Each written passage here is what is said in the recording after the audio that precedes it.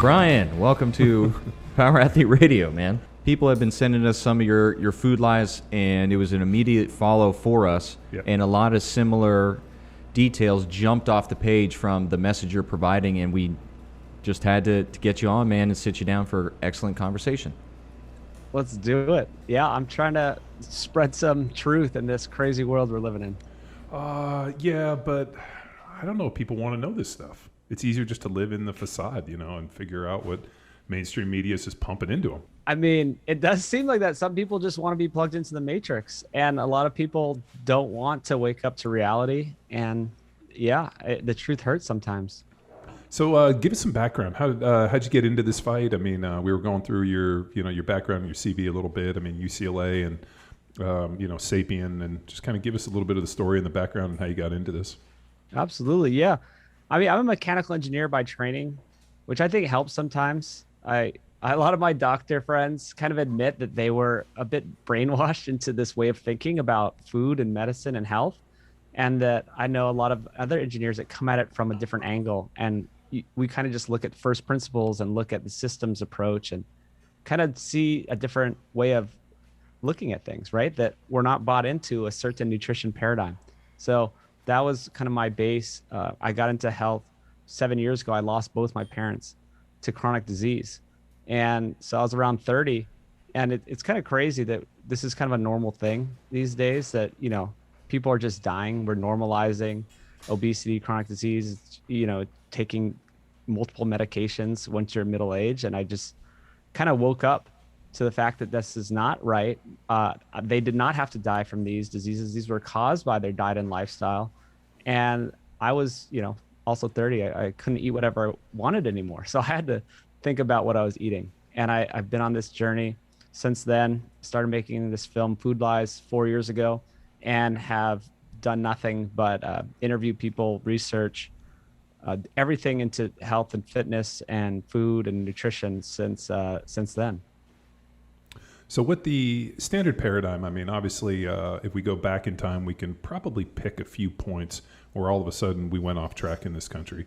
I mean, you can look at like the Ansel Keys study from 1959, 7 countries was a big one. But really all of a sudden, and I think it was in the 50s or the 60s, the USDA starts coming out with food recommendations. Like, here's their pyramid. This is what people need to eat. And they started pushing people into this. Have you ever, I'm sure you've looked back and thought, man, there was a point where we really deviated. I mean, I've heard, man, I got into this years ago, but like Mark Sisson and other people even go back as far and say, well, it was the beginning of agriculture and the end of hunter-gatherers. It started, thousands of years ago. But in this country, the problems that we're seeing were really within the last 70 years. Yeah. In the film, we're going all the way back to when we were apes. We're going to the primate ancestors 7 million years ago, how we split off from there. And we show how our bodies change and how we require animal foods for nutrition. So that's a whole can of worms you can open. Vegans try to say, oh, well, we don't have fangs or something. All of their arguments are completely debunkable, and they just don't know how human physiology works. So that's one step. Then, yes, I love Mark Sisson. I mean, reading his book back in the day is really what got me started. Primal Blueprint. And hunter-gatherers did decline since the agricultural revolution, and we got shorter, we got less healthy, we got more lesions on our bones. We can see all this with smaller brains. There's a clear line in the sand in the archaeological record showing when we started eating more of these grains and going away from just natural whole foods. Then there's another big step before the Ansel Keys stuff you brought up 70 years ago. I think this was important too to look into, is when did we start thinking meat was bad? It's like, this is a crazy concept. For all of history, this was something we sought after. This was the most valuable thing we could get, right? I just actually went to Africa for the film. So I studied with these hunter-gatherer tribes. All they care about. Where'd you go? Where'd you go, and who were the tribes? Yeah, so Tanzania and Uganda went with the Hadza. We went hunting with one group, spent 3 days with them, and went to another Hadza group. With the Maasai, who are famous for eating, blood, meat, and milk. Yeah. And then in Uganda, we saw the Pygmies. They're the Batwa tribe that they've been kicked out of the forest, and they used to eat animal foods all the time, and then they were kicked out of the forest, and now they're living off of some beans and rice and whatever they can get their hands on, and they're not doing well. So it's crazy how tall the Maasai are. I'm 6'6", and like they are, and athletic. Like, yeah, dude. Awesome. Well, their vertical jump, part of their dance is like that. I mean, we do the Maasai jumps here, within our programming, but like their dance. I mean, dude, this dude's got like standing ankle flexion 40-inch verticals. It blew me away. I was trying to jump with them. I thought I was athletic, and I looked at a video, and it was the saddest thing I've ever seen. I'm like half of what they're doing. So these people. And all the other people, we went to villages, cities all around Tanzania and Uganda. Their life revolves around acquiring animal foods, right? This is their goal. This is why they work. This is what they is like their reward, their treat. Like, we got meat today. This is great. And then I come back to the U.S. Isn't that how like most of the world evolved? I mean, like you got up and you went to go hunt something to potentially put it on the table, and then once you ate it, you got to relax a little bit. I mean, this idea of like work hard, I mean, that was probably how we evolved for pretty much up until probably recently. That's how it works. Yeah. Yeah. And people are confused in our modern world because we have the whole foods with the, 1,000 varieties of plant foods and cornucopia of fruits. And they just think that this is how it was. And if you think about it for 10 seconds, you realize that's not how it was. And we had to earn our food. And that, yeah. It was great to see that in real life. It was great to wake me up and see how people had to actually do things, how much they cared about meat, how much they valued meat and other animal foods, how they ate nose to tail. They picked apart the entire animal, sucking on the bones, sucking the marrow out, sucking the brains. I ate some of the brains of this little tick animal, these little deer-like animals. They opened it for us. We ate the raw liver, passed it around. Everyone gets a little piece of raw liver, cooked it. It's just quite an experience, really. Amazing. So I really have just like once Tex kind of put it on my radar and say, hey, we're going to have this guy on the podcast, I started following you on Instagram, and I love the Food Lies stuff. I mean, I feel like we've been, I met Rob Wolf in 2009. And before that, I remember my first year in the NFL in 1999, the guy that did all my nutrition stuff was a guy named Mauro De Pasquale, who was the guy that did the anabolic diet, and it was a high protein, higher fat, cycling carbs kind of diet, and it was all ancestral. And I went to Berkeley. I know you're a UCLA guy, but I did a bunch of nutrition science, and it was amazing when I met Mauro and read his book. It was like the opposite side of the spectrum. It was juxtaposed to what I was taught at Berkeley, and it was pretty eye-opening that all of a sudden when I started eating that way, like performance went up. I got more muscle. I mean, I just fucking exploded. And that's how I ate for the majority of my NFL career. And then at the end, I met Rob Wolf, and he starts talking to me about this thing called the paleo diet. And I'm like, yeah, this is pretty much what we've been doing for years. And it's pretty interesting, like the fights that we've gotten into over the years. And it was killer to go on your page and see you like taking up the mantle of battling these crazy people and doing their best to try to like unplug their from the matrix. I mean, movies like Gamechangers, you realize how much money is behind this narrative, and to take it full on, dude, I commend you. I'm stoked to see the interactions. Yeah, I was thinking about it before coming on this show, that it's crazy that I have to take on this almost war to fight for the foods that we always ate. It's a crazy world that is something that needs to be done, and that I have to go on Instagram and battle trolls, and I have to be mocked by, mainstream doctors and the media. And it's we've just lost our way. Yeah, that's why I started talking about the Africa thing. People need to wake up. Oh, this is what I was thinking of. Berkeley. I just was going to post something this morning. Go Bears. Berkeley. Go Bears. Berkeley.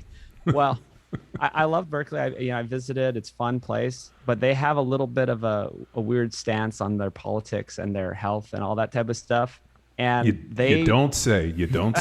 They just outlawed. The city council have this plan to outlaw animal products in the next by 2024. They're going to spend like half their budget on it, and then they have a long-term plan to phase out all animal products within the city.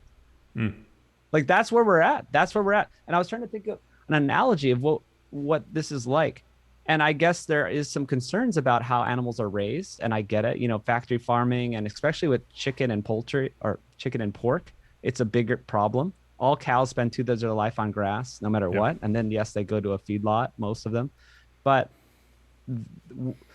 it's like saying we're going to outlaw all doctors, because some doctors don't practice the right way, and some people die from not being responsible, from irresponsible doctors. That's what it's like. I mean, yes, we have a few irresponsible players in animal agriculture, and yes, the system is kind of messed up where we have big money, making it so we have to have 1 million chickens in a barn, those big warehouses of chickens, and Tyson controls this, and it's a big mess. I mean, I don't even eat much chicken because it's not even that nutritious, really. Yeah, and it's a nervous bird.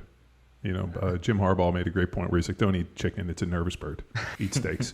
And honestly, I've hated chickens. I've only since, I'll just give you a little bit of a laugh, but we stay classy. And dude, I was checking out your nose to tail meat delivery, but we've always been big into either purchasing cows from farmers that are locally, local for environmental impact reasons, but also help local agriculture and just support local farming.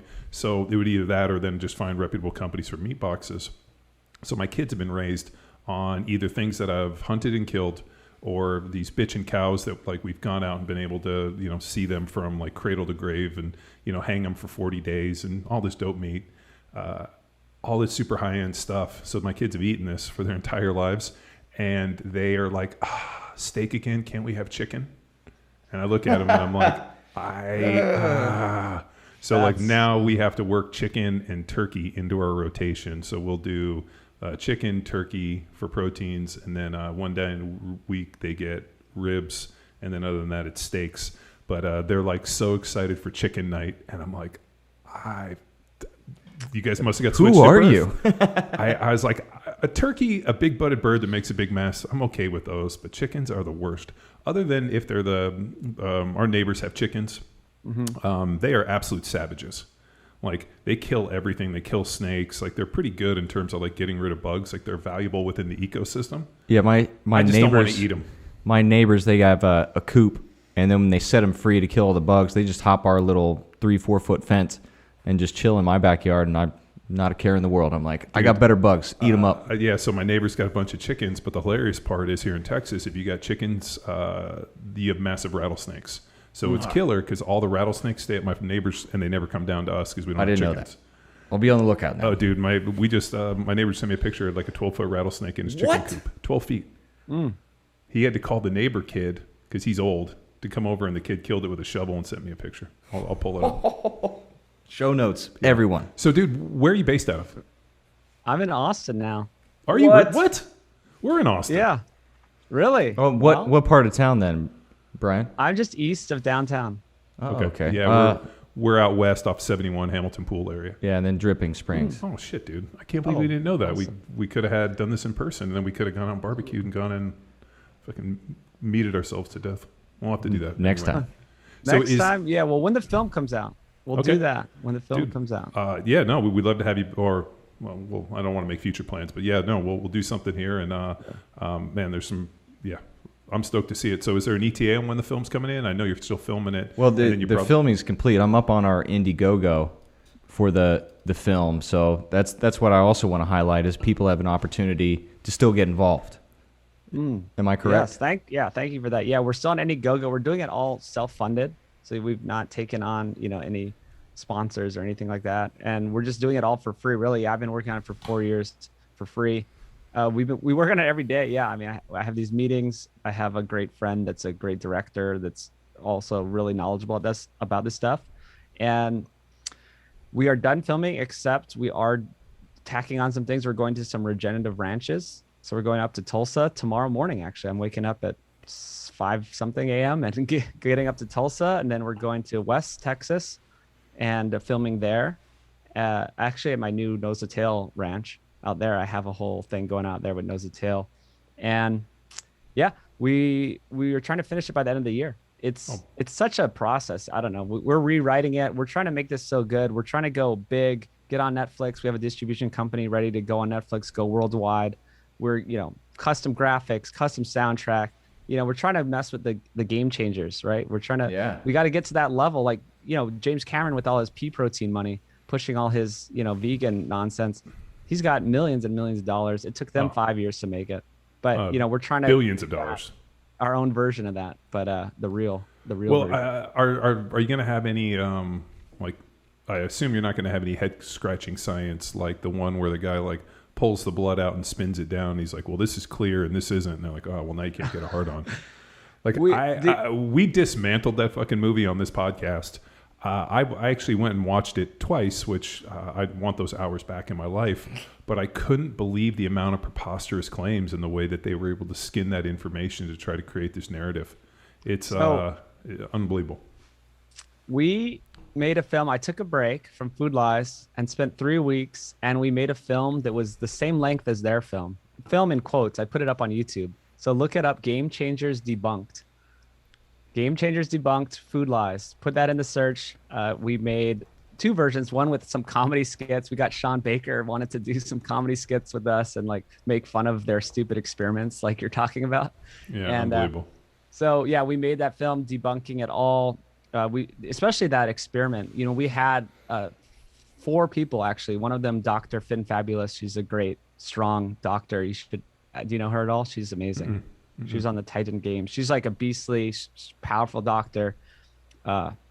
She ate meat and eggs. She ate probably like 6-7 eggs and some bacon, spun her blood, and it was clear, and we had 3 other people do that. And basically how they did that, I'm guessing, is if you eat a ton of carbs and a ton of fat together, then you have a ton of energy going through your blood. And it could get that, have a lot of fat in the blood because there's just so much energy, especially when you're mixing a ton of carbs and fat. So she was just running off of fat and, a bunch of bacon and eggs, fine. They were doing it with a vegan burrito, a bunch of carbs, not very low fat. And it was fine. And so the people with the cloudy blood, supposedly this is their own, experiment on their stupid, biased film. But maybe you could, if you're eating tons of fat and carbs together temporarily, that might be the case. Well, also, who's to say that the clear blood is any healthier than the, blood that looks a little clouded? Like it exactly. All it's saying is that there's energy in your blood for the moment. It doesn't mean anything. I mean, if you have problems chronically, I mean, there's so much more to chronic disease and heart disease and all this stuff. But it just says that this person has a lot of energy at the moment. Well, I mean, I spoke at Ancestral Health Symposium. It was in like 2012, 2011, 2012, when it was out at Harvard. And Chris Masterjohn, over a decade ago, gave an incredible talk on lipoproteins and the idea of like lipoproteins and triglycerides and the ability for them to like move across and how they affect arteries and how cholesterol works and where you're at danger. And it's like, if you eat a low carb diet and you keep your triglycerides low, cholesterol becomes a non-factor. The lipoproteins don't have enough ability to get across the barrier. I mean, dude, this is, and that was 10 years ago that piece or that he presented that information. That it's amazing. And I was thinking a little bit before this, we talked about Ansel Keys and that 7-country study, which was completely, since found out that he got given money to vilify, saturated fat instead of sugar based off of a, sugar lobby. 6 months after that study came out, a study was actually released debunking the study, but nobody put any light on it. And then they just proceeded to create this entire pharmaceutical market of statins, and create this entire narrative that's driven this whole deal. So what's amazing is that it's almost as if people want to glob on to this thing like this is the boogeyman, and regardless of whether or not we know truth, this is what we want to believe. That's so true, and we're spelling this out in the film. Basically what you just said is a great recap of the middle section of our film, and letting people know that it's kind of obvious that big industry and these big food companies and big pharmaceutical companies want this message to continue because they have a ton of money to be made from it. It's simple economics. This is just how businesses work. And once you say that animal foods are bad and fat and cholesterol are bad, then you have to fill the diet with cheap processed foods, which is a huge boon to the food companies. And I mean, it's not even conspiracy theory. I mean, yes, there is. It's not a conspiracy theory. It's not. It's just simple economics. Well, so last week I was out in Pennsylvania and I spoke at the War College. I got invited to a conference on national security, and part of my presentation and my impact was the lack of readiness and physical fitness for our population to defend, physical threats, and more importantly, the lack of health in our kids coming up. That'll be the next generation for warfighters. And so there was also a doctor there who's he develops all the models for the State Department and the government for all the global health initiatives outside the United States. And I asked him, and what his deal was, he felt that the largest threat to national security was America's dependence on pharmaceuticals created outside in India and China. And he's like, you got to remember that 80% of the drugs that people are taking could be fixed with diet and exercise and just better health. That these are all obesity, self-created disease or problems that we're basically dishing out pharmacology for an entire market that isn't produced or controlled by us. So what happens if all of a sudden those countries cut us off? I mean, it's not like they're type 1 diabetics that can't get insulin, where they needed a low diet. I mean, these are problems that are self-created. And that was the one that really kind of blew my mind. I'm like, yeah, no, I know we're not fit. I mean, shit. 60% of the population isn't fit enough to even be eligible for to enter the U.S. military. But this one, that's the one that blew my mind because think about the pharmacology and the dependence on these drugs that we don't even control that are created in other places. That's really interesting. I never thought about that one, but there's this whole COVID thing going on, and so it was supposed to wake people up to their health. No one talked about how you could, fix your health and be like all my friends who are super healthy and had no problems and all this type of stuff. But if we had this big epidemic problem of we didn't have these pharmaceuticals, what would happen?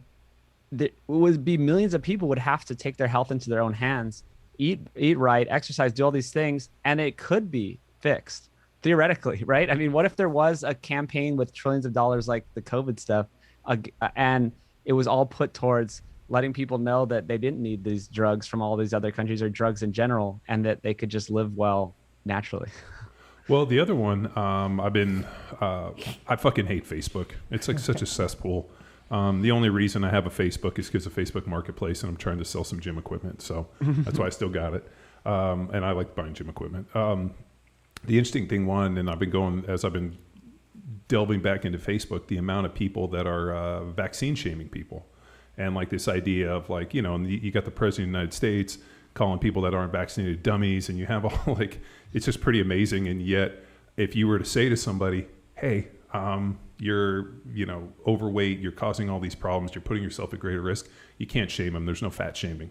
You can't health shame people. It's this idea of I forgot what the word is. Rob Wolf told me it was health shaming, where if you're fit, you can't tell people. Fit shame. Yeah, fit shaming. Yeah, there was it's like being ableist. That's what it is. Yeah, you're an ableist because you're able and you're in good shape. You're shaming other people who aren't. And I'm like, wait a minute. So it's okay to attack people because they don't take a vaccine, right? Even though now they just released a CDC release that even vaccinated people have to wear masks. So which kind of lends us to believe that the vaccines don't work for the. They said it. I just read this article. It's from yesterday. They not only said that, they said just that tons of vaccinated people are ending up in the hospital and they're getting it, and they spread it just as much as non-vaccinated people. Well, and it's even more. That doc that I was mentioning earlier said the problem we don't know is we don't know what the long-term effects are on vaccinated people's immune system. So he's like, we could potentially see that the vaccinated people have weakened their immune system, which allows more things for them to be more susceptible to it. Well, I mean, natural immunity. I have a nurse friend that just said that her colleague did not believe in natural immunity, that this colleague thought that the only way to have immunity was with vaccines. And it blew my mind. It blew her mind that vaccines try to mimic. They try to get, up to what humans can do with their immune system. Right? What they're based on, is that your immune system is a thing that protects you from anything. The immune system is a miracle. Like anything it throws, nature could throw at you. Theoretically, your immune system responds to it, and usually it does, right? And we can never develop anything that can get up to that level. Yet people are denying that this miraculous immune system even exists, and that this is like the indoctrination that's going on these days. We know it's not a fucking conspiracy theory. It's really, because it's happening in real time. Where do you think this, like, we talked about the pivot. I mean, is it big pharma? Is it big business? I mean, you think about, God, I remember seeing the statistic that for the vaccines, the present childhood vaccines that they give, there's like in California, I think you have to have 84 different vaccines to go to school. And the company they looked at was the one for vaccinating the girls against HPV? Yeah, HPV. So that company was started and had a valuation. I forgot. It was like a few $1 million. The guy who owns the company is on the board that votes to upload or how to like get the vaccines approved. And the day that his vaccine was approved, his company did like 1,000 time return and went from like a few $1 million up to a few $100 million. And now it's like it's this guaranteed deal, and it's like, okay, so now we're just, if you can create a vaccine, you can get it on the list. I mean, it just shows that you get 1,000% return on your 3 million companies now worth 300 million, or sorry, 100 times. Yeah. So it's pretty. I mean, and people are like, oh, I don't want to be conspiracy theory. I'm like, no, it's just money. That's not conspiracy theory. I mean, if you follow the money in the majority of this stuff, you usually find the right path. It is, and I'm trying to tell people that, and then they just keep calling me a conspiracy theorist. And you know what? I just remembered we got off track when I was saying, why did we think meat was bad in the first place? This all ties together, that there is big interest and big money in different narratives. And even a narrative that goes against human evolution, right? The simple fact that we can eat whole foods and animal foods and be healthy, that is a paradigm that makes no one any money. There's no profit margin in whole foods. I mean, I'm living proof. I don't make any money. I have like half of an employee. I can't even start a business because I make so little money off selling grass-fed, grass-finished meat. Dude, but you have a dope podcast room. So, I mean, it's kind of a trade-off. Yeah, I built it myself. I took my like $400 I made, and I made this. No, there's no money in it, but the profit's in the processing. And you can take cheap corn, wheat, and soy subsidized by the government, and there's huge problems with how this whole system works to grow that food. And you could take 5 cents a product and sell it for $5 in a box of cereal, right?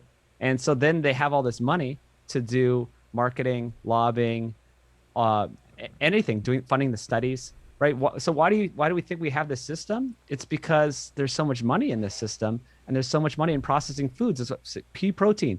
James Cameron invested $170 million in the pea protein because that's big money. You can take a cheap pea. It's probably not even. It's like the waste products probably that I guess the pea, you need the protein from the pea, but you could probably sell the waste products to someone else and do something else with it. Huge profit margin, and so that goes back to why we thought meat was bad in the first place, and we kind of left. Have you ever tried pea protein? I've only had it once, and I felt really sick actually. Like my stomach hurt. I tried to take pea protein. I tried it for a month. I made it 2 weeks, and the stomach gastro problems that I was having were like epic. So much so I gave it to Tex. And you haven't had any issues with it, right? Nope. Well, it's free. I don't have any problem with free. Well, I bought this big tub, and I came to the conclusion the reason that these people are so insane is because the taste, and they feel so awful, and they just smell like sick animals farting all the time. So I'm like, maybe they're just sad, stinky people with gastro pressure problems. Yeah. They want you in on their misery party, and they think they're doing it for the animals, and you can debunk all of the animal stuff that will be done in the film. That's a huge section, the last section of the film, debunking all the animal stuff. But just to finish off that one thought, why we thought meat was bad in the first place, it's just such an interesting story how even before the Ansel Keys stuff, these big interests were getting involved, or I think there is a little bit of a quote conspiracy stuff going on when you ask why did we start demonizing meat, because there's nothing wrong with meat. Where did you I mean, we're referencing Ansel Keys 1959, but where do you think it started before that? Well, I think it started with the Seventh-day Adventists. So if anyone's heard about this group, they're a religious group. They started in the late 1800s in the US, and there was a woman, Ellen G. White, and she had visions. And this was actually around the time when women were trying to get the right to vote. And, they were to get rights in general. They were beaten by their husbands, and it was like perfectly okay to do that. Right. So this is sort of a bad time in history. There's also a lot of alcohol abuse. And it kind of makes sense where they didn't have a lot of science back then. Ellen G. White specifically believed that red meat was making men violent and angry. And they just didn't have the science. I mean, maybe it was the alcohol. Maybe it was that, we had just poor rights for people back then. But she had this idea that men became angry from red meat. It's like this primal thing. It's like eating red meat, and she had this religious idea that it was bad, and she had visions, and she thought we should go back to the Garden of Eden diet, which was supposedly just fruits and vegetables and grains, and we all lived happily in this Garden of Eden. So that's where it started. John Harvey Kellogg got involved in it years later, and everyone knows his, big cereal empire and all this stuff, and it's still pushing a lot of this information and funding a lot of this research, getting all this dietetics information, this plant-based stuff is still being pushed by the Seventh-day Adventist groups, especially in Australia and other parts of the world. It's crazy when you get into it. Yeah, there was I can't remember exactly. I think it was the cream of wheat or Wheaties or something. Cornflakes. Yeah, it was cornflakes to stop masturbation. Yep. They felt that tubing. Yeah, fucking tubing. Stop eating those. It's kind of interesting. I mean, we talked about it yesterday, and I wrote a blog post on this years ago where I looked at a bunch of research, and it turned that there was a direct correlation between people's perception and really just like if they were good, nice, whatever, and testosterone levels. The higher the testosterone level, usually the more agreeable, helpful, and just more confident individual was. And so in it, I was like, well, when you deal with trolls and a bunch of fucking sour, toxic people, you got to pity them because they just got low testosterone levels. So I'm wondering if, self-fulfilling prophecy, because, you want to have a shitty androgen profile, eat a diet low in saturated fat and low in cholesterol, and you end up with a really crappy androgen profile because you don't have the building blocks that you need to effectively build testosterone. You need zinc, magnesium, iron, and a bunch of other minerals to effectively make it. And so my thought was, you eat a shitty diet, you become more bitter, more angry, low testosterone levels. And that's what they were trying to push back in the day. The Kellogg's, they had the sanitarium, and I think it was exactly that. I think it's a little bit of the misery loves company thing you're mentioning, but yeah, they had these diets. They thought these plain diets and pure equals plain would heal people or make people more pure or make them less violent and stuff. And they would go to these retreats. It was actually very popular in the early 1900s to go to this sanitarium. I think it was in Battle Creek, Michigan. And they would do these like detoxes and cleanses, and they would just not eat animal foods and probably just lower their testosterone and become just more feminine. I don't know. So did you know that when people abstain from eating meat and just eat vegetables, they're more susceptible to information and more like hurting? So if you look at cults, I took a class on cults at Berkeley. It was a summer class. And one of the fundamental things is actually vegetarian diets, because when you remove meat from people, they become easier to cull and just easier to move into groups, and they're open to suggestion. So like if you go to Tony Robbins like retreats, all vegetables. If you look at like all these different death cults where like the one down in San Diego when they committed suicide when Halley's Comet came, all vegans, all vegetarians. So there's a very real changing in the blood chemistry when you all of a sudden remove animal products and saturated fat and meat, and makes people just easier to control, which if you think about a master plan, and we're not conspiracy theorists here, this is fucking really happening, so it can't be a theory. I think if you're going to govern 330 million people, there's a few ways you do it. I mean, look at every dystopian movie, look at Animal Farm, look at Brave New World. I mean, George Orwell, 1984. You have to be able to move the population in such a way and get them to, and they use social media. And if you make people more agreeable and you're able to vilify this stuff, then just by default, you're open to suggestion. I'm with you. I'm a conspiracy realist. I have people I like that. People posting. So this exact notion you're talking about, people post comments on my social media every day about this type of stuff. Dude, if you need help, just tap me in at John Wellborn. I will get in there, and then I'll tap Rob Wolf in, and we'll get in there and fucking battle these people. I have people also on the good side that are pointing this out. I don't want to point out the conspiracy realist stuff that we're being. This is part of a plan to make people more like sheep, and that let's control the food system, control the people, give them processed trash. But what I'm saying is that there's a lot of people clued into this stuff, and are letting people know in my comment threads a lot. Just like, this is it. This is how you control people.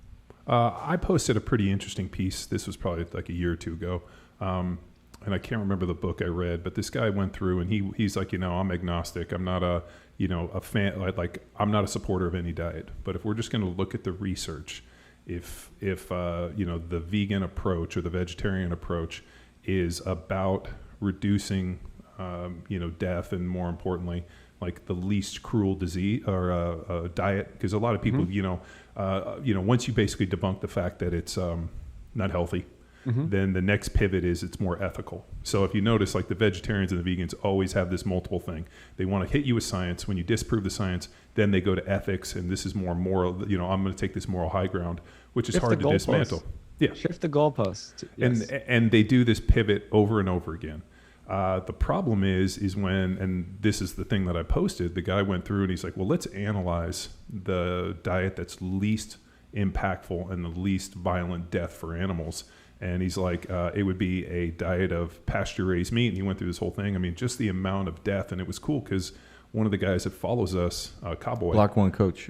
Or there's multiple. Are farmers. And the guy's like, when I go out and I, run my, machine down and basically pull all the, I think it's beans and a few other things. He goes, so we have these huge combines that go through, that dig it up. He goes, when I get to the end of the row, I have to pick out hundreds of dead animals because that's their food source. It's deer, it's everything. And he goes, just the death and mayhem that it takes to produce this diet that these people believe is moral high ground because they're not actually eating the animal, but the second and third effect, he goes, it's by far the most blood-soaked diet. And so I posted this. These vegans absolutely lost their fucking mind because the one thing they don't want to deal with is realize that that what they're doing is way more destructive and way more violent and just like death, blood soaking than what they're led to believe. This is going in the film. I love this. I have a great friend who's in the film. There's a YouTube video on the Food Lies channel, Tara Couture, Healing the Land While Healing Yourself. She lays out the scenario. She says, you're looking at a oatmeal or a salad. It's death on a plate. There's just no blood. And people, the vegans, they try to opt out of the system. They try to remove themselves from this death. I mean, there's a whole other theory of like why they're trying to do this, trauma in the past, what their mindset is about this. But I think it's really sad that they think that they can opt out of this system of death just by not eating an animal, and which is the direct death. But you cannot ignore all the death that comes from growing your plant foods. And there's studies out of Australia showing the vast number, 25 times as many rodents die to produce the same amount of, if you're growing grain compared to meat. We can look at, we're putting all this in the film because we have to attack this ethical component because people, they think that they have the trump card.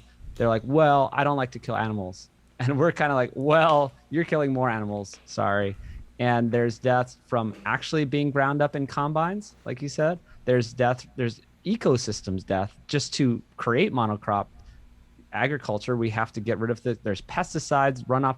There is death everywhere. Even when I talked to another great Australian farmer, when he clears a field, he does plants and animals. When he clears a field of wheat or something, there are thousands and thousands of starving animals, days and weeks after. So not just what's, chopped up, but their whole food source is gone. You took it all away, and now they just starve to death slowly. So vegans really don't like to address this stuff. Well, I mean, they also too, think about like, my other favorite one I keep seeing people is like, you need to check your privilege. And it's like, I fucking love that one. I have never met a higher level of privilege than the vegetarians and the vegans. So what you're saying is that we live in such an evolved, such a rich society that you can basically eschew a food source that is fundamental to not only growth and survival.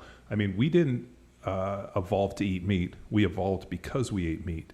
I mean, if you look at like some of the, and you were talking about, like when we diverged to monkeys, from Berkeley to Andy and Artie studies and like all that research. I mean, what was pretty amazing is that the first bipedals that they found were, found with, fruit bat droppings.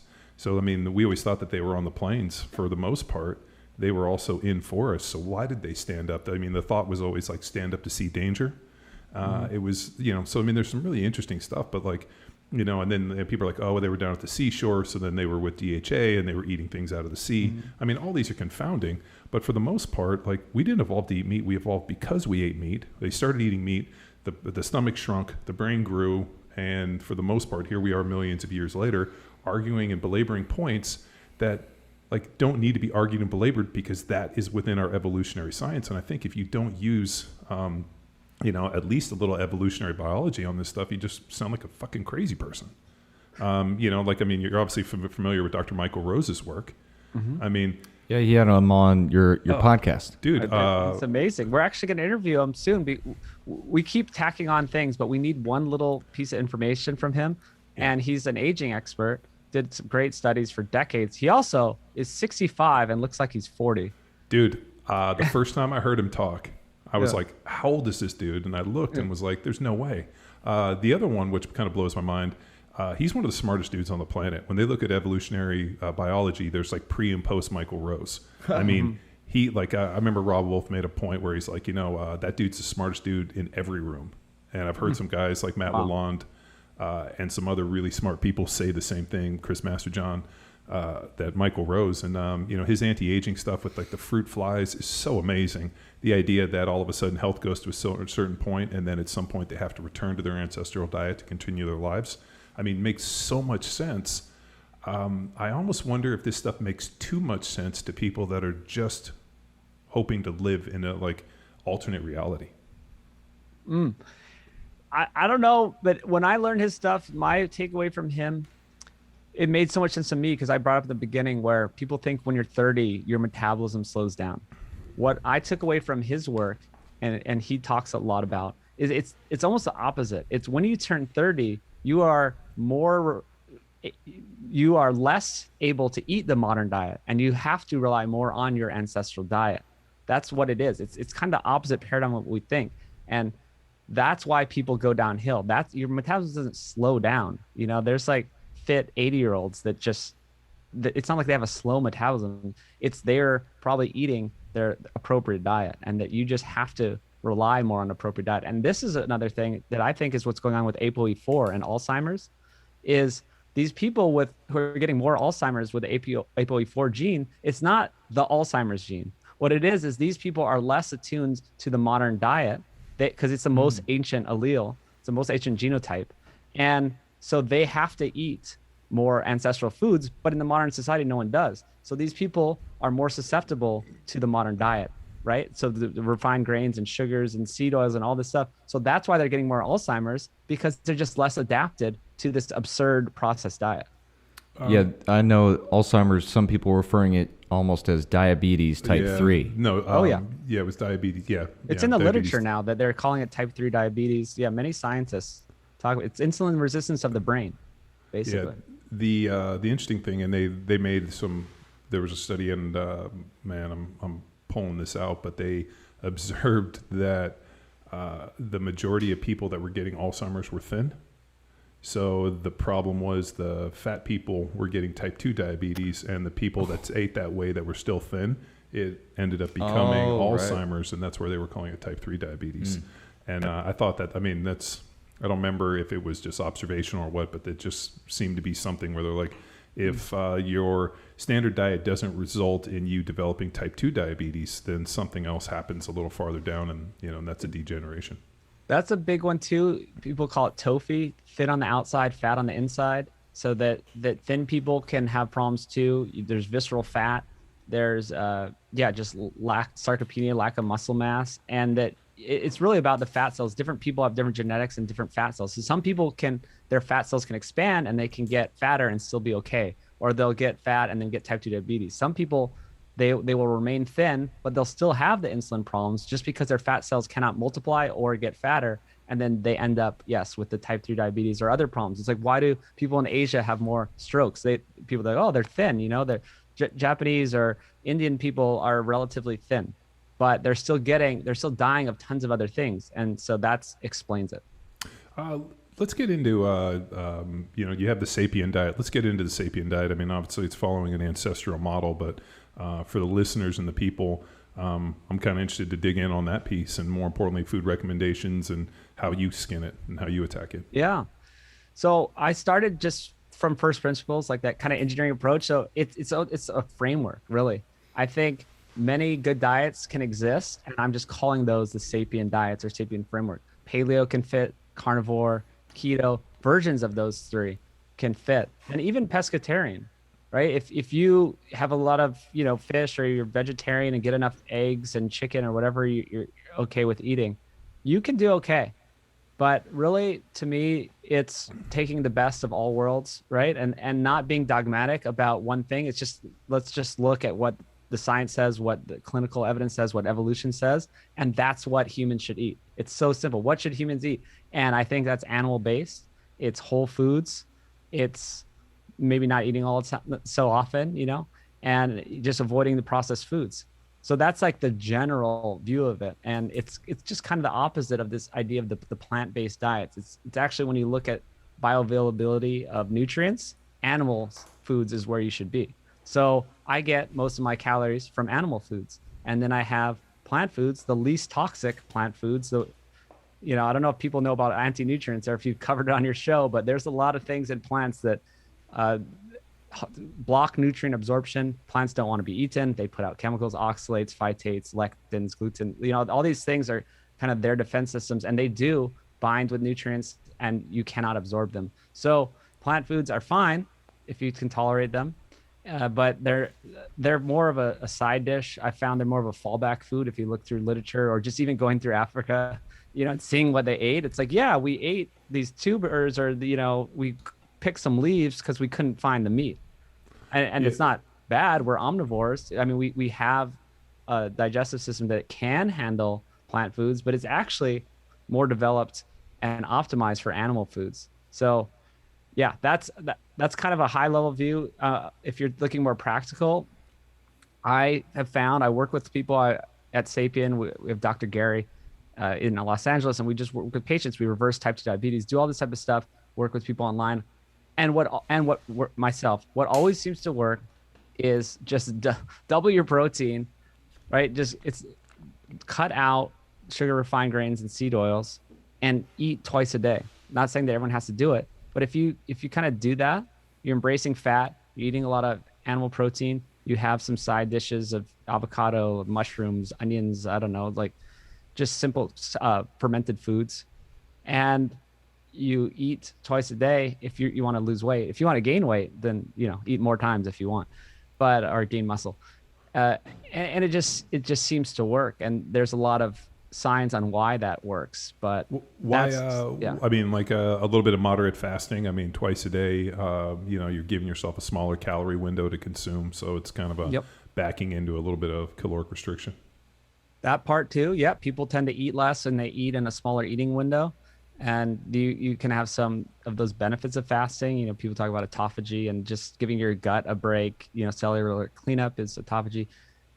So there's a lot to it. And yeah, I did think carb cycling, carb refeeds. I think you mentioned that earlier. I think that's powerful too, especially if you're working out. And I kind of landed on this. I pitch it every time I do a podcast. I pitch it to the really smart people. I pitch it to Rob Wolf. I pitch it to Dr. Ben Bickman, or these real sciencey smart doctors. And I say, okay, I'm eating twice a day. Lunch is high fat, right? I'm staying in longevity. I call it longevity mode. I'm going to be in longevity mode for 21 hours a day. I'm not eating at night all night. I'm not eating breakfast. I'm eating sort of this like keto ratio lunch. Still, I'm longevity mode. I'm not spiking my insulin. I'm not spiking mTOR, IGF-1, not spiking these things. Then I do a workout, 7 p.m. Then I eat a meal with more protein, some carbs, whole food carbs. This is my growth mode, right? I'm stimulating my muscles. I'm telling them to get bigger. Let's go into growth mode for those 3 hours. But it's not forever. Right? It's this balance. So this is what I've landed on as like the ultimate diet. And it's like my version of Sapien is I'm eating ancestrally appropriate foods. I'm getting most of my calories from animals. I'm staying in longevity mode for 21 hours a day, and I'm working out and I'm doing brief, intense exercise. I just like to do, more to failure stuff, and I'm getting great results. And I am not just always signaling to my body to be in that growth mode, because I don't know if you guys know, like David Sinclair, some of these researchers that are supposedly the foremost authorities on aging. The problem is they have this plant-based spin, and they think that it's bad to eat meat because it raises mTOR or IGF-1 and stuff like that. Yeah, well, I'm saying, but lifting weights raises mTOR. I mean, and especially when we get into this whole deal with autophagy, which I think is hilarious with the fasting, the best form of autophagy is exercise.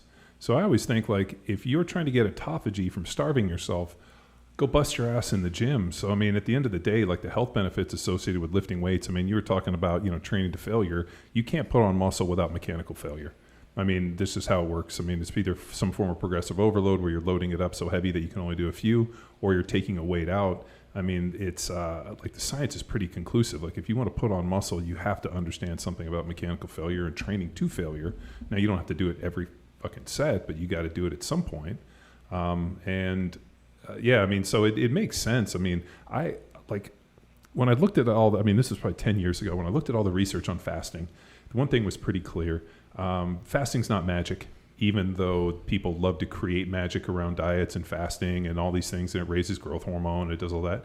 Like, it was negligible. But the one thing that was really interesting is it just gave people a smaller window, which allowed for caloric restriction, because most people can't control what they eat. So just give them a smaller window. And when calories were equated for fasting versus people eating over long, the results were very, very similar. So, like, my whole deal, and I've always I try to fast at least one time a day, and there's certain points in the year where I'm like, fuck, I just don't want to eat. I'll eat a smaller window just to kind of reduce the amount of just load. But for the most part, like, and you're pretty right, like, I did a consult recently for a guy who was looking for a diet that allowed him to follow like a ketogenic approach, but he didn't necessarily want to have to worry about what he was eating. But he wanted to lose weight. It was a really, really strange deal. I'm glad the guy paid me and I could get off the phone quickly. I was like, yo, man, go to the butcher and I want you to get 2 40-ounce tomahawk ribeyes.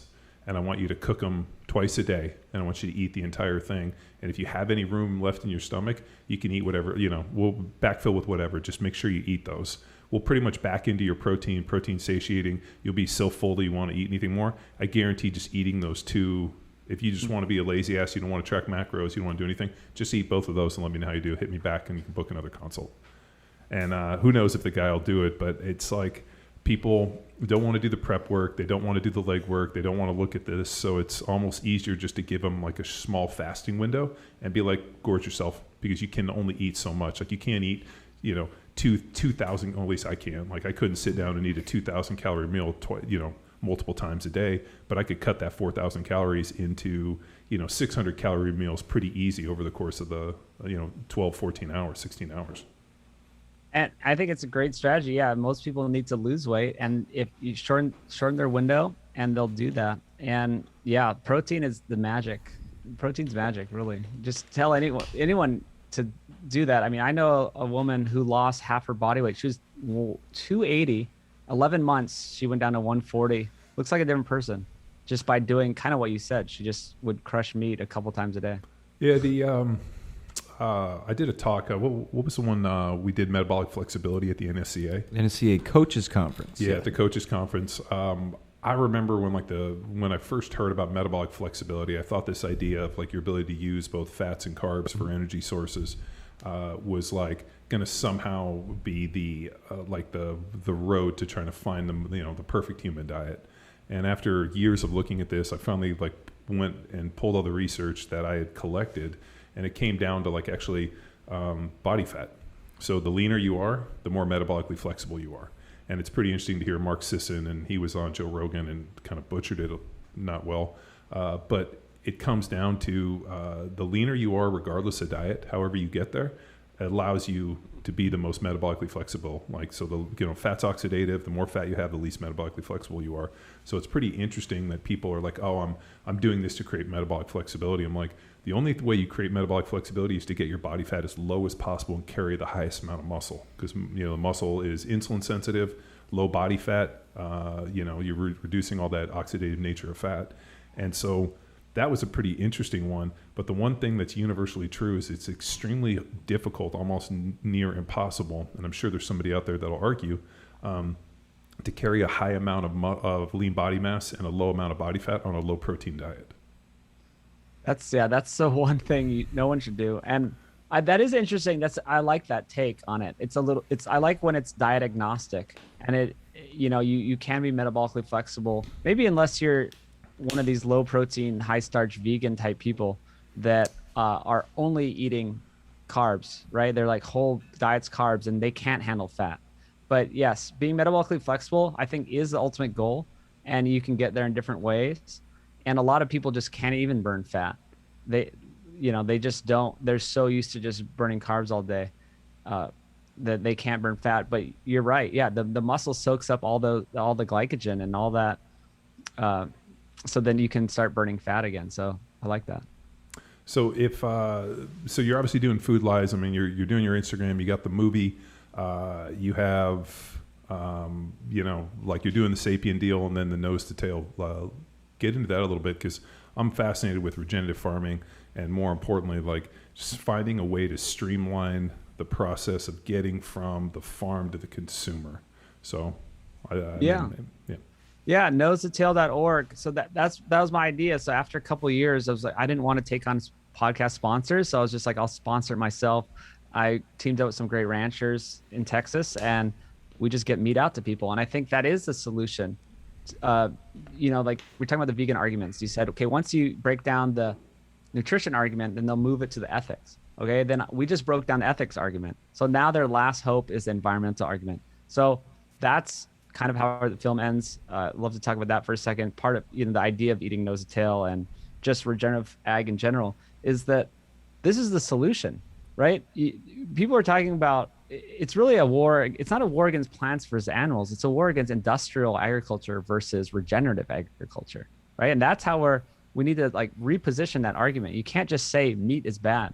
Berkeley can't just say, oh, we're not going to have meat in our city anymore. That doesn't make any sense. That's the whole point I made with the analogy with the doctors. Doctors are fine if they do things correctly. We need doctors. We just need them to do the process correctly. And so the process correctly is regenerative ag, right? This is the system that we need to move to. It's not going to happen overnight, but we need to grow plants and animals together. There's all kinds of regenerative methods, holistic management, no-till farming. You can get into all this. We're trying to include Alan Saver in the film. He has a great famous TED Talk he did about reversing desertification with animals. The world is having problems, especially in other countries, where the land is turning into desert, and animals will reverse that process. We need them. So that's kind of my future plan. After the film, after all this stuff, what I want to continue to do is, I guess, spread the word about this, make content about it, whatever it is because I think that is the future. When people talk about, oh, how are we going to feed the world? Well, how are you going to feed the world is we're going to use regenerative methods. You can't feed the world the way we're going, right? No. You can't feed the world with pea protein. Like these things take from the soil. Just think about it from the simplest third grade perspective. Plants take from the soil. They take nutrients. Unless you put fossil fuel inputs back in, you can try to put fake fertilizers, but inherently plants take from the soil. Animals give back to the soil. Yeah. They give back manure and all this stuff. It's a part of a cycle. So it's like animal agriculture, unless you're, sticking them in a feedlot on mud instead of grass, which actually only happens for a couple months of the life. Yeah, most cattle you just got to fatten them up at the very end so that they actually grade up. Yeah. But they still spend the first 2/3 of their life on grass. But if you have animals on grass, they are part of a regenerative system that has been going on for hundreds of thousands, millions of years. And yeah, that's what we need to do. Did you interview Peter Ballerstedt? I did. He's in the film. Went to Joel Salatin. He's kind of a famous regenerative rancher. Polyface Farms.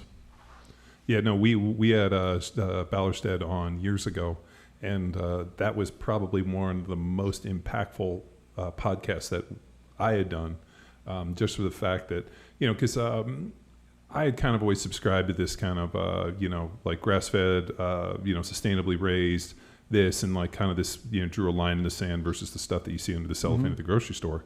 And he was like, well, like, and kind of broke down that barrier a little bit and was like, if you can, but like the difference is pretty negligible, like you said, because for the most part, the animals have to be raised. There's no way to fiscally raise them, not, they're rudiments. Where is that right? Ruminants. Yeah. Well, ruminants.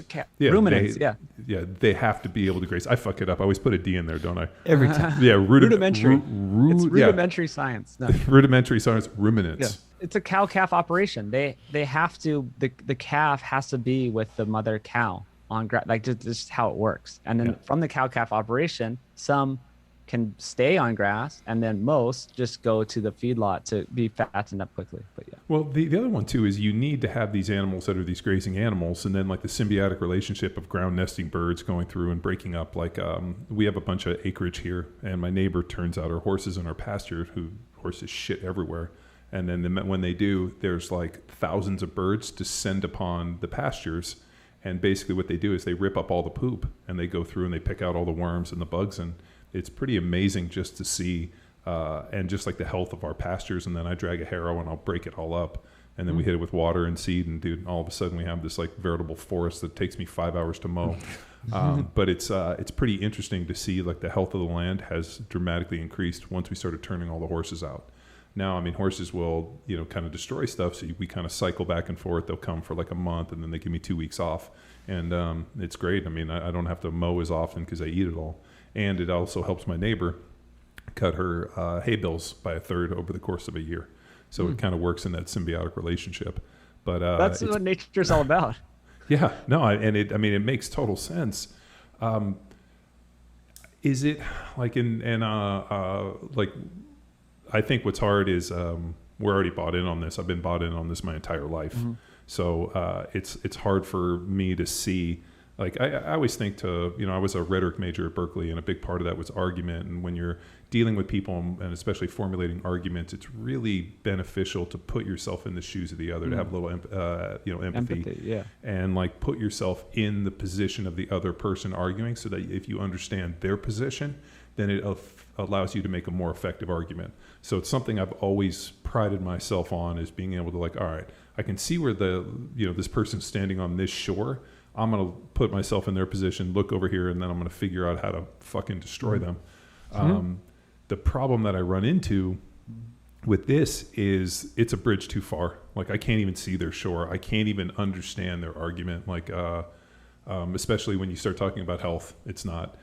You talk about ethical, it's not. The only other one is religious. So the guy I met this weekend who was Indian, Punjabi, they're vegetarians by their religion.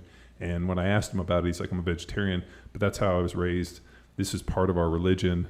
Does meat smell good when they cook it and all this? He goes, yeah, but I made this commitment as a kid, and this is how I was raised. And I was like, I respect that. Like if this is how, your religion lays out. Now, why would a religion choose for you to do this? We can talk about being more docile and whatnot. But like, that's a hard one to argue against. So I'm like, hey, if that's your position on religion, who am I to say that, your imaginary friend is better than my imaginary friend? Which is really what I think like about religion. It's like believing in imaginary friends, right? Like my imaginary friend might be cooler than your imaginary friend. But like when you get into this argument, and maybe you've thought about this, like I can't even stand on their shore. Like I'm looking back and I'm like, this doesn't make any fucking sense to me. It doesn't. We try in the film.